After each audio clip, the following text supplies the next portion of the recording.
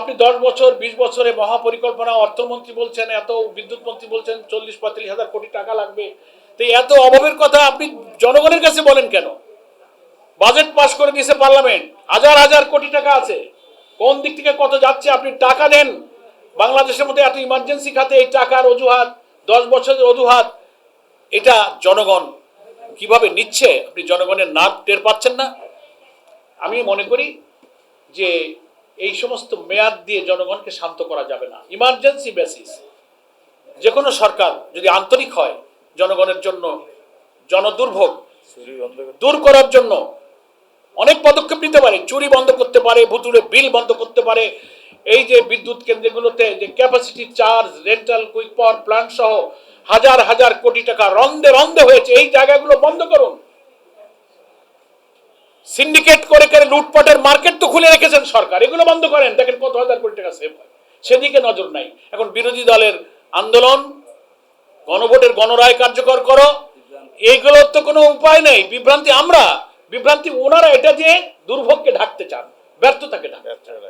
উনাদের কথার প্রতি তো মিল নাই। 6 বছর, আরেকজন কইছে প্রায় 20 বছর লাগবে মহাপরিকল্পনা। তা আমার মানে ওনারা আগে সালিশটা মিটাক, এই সালিশ নিজেরা করে জাতির কাছে একসাথে হয়ে বলুক। আমরা যেমন আমাদের পার্লামেন্টারি পার্টি এবং জামাত ইসলামী একটা কম্বাইন্ড প্ল্যান আপনাদের কাছে পেশ করেছি, ওনাদের সক্ষমতা থাকলে এ ব্যাপারে জাতির কাছে বলুক যে না, আমাদের এই নানান ইস্যুতে কেউ কয় 10, কেউ কয় 2, কেউ কয় 20, কেউ কয় টাকা নেই।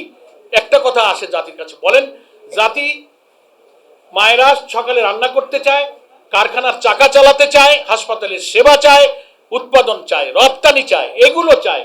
ওইসব টাকা আর নেই। হাজার হাজার কোটি টাকা বাজেট পাস হয়ে গেছে, এখন খরচ করেন, কোথায় খরচ করবেন?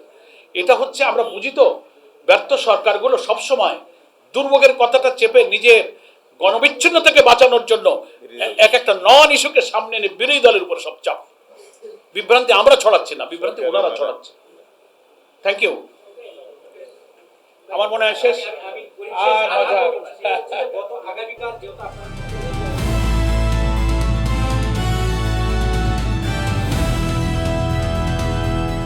দিনাজপুর টিভি, মানুষের জীবনের কথা বলে।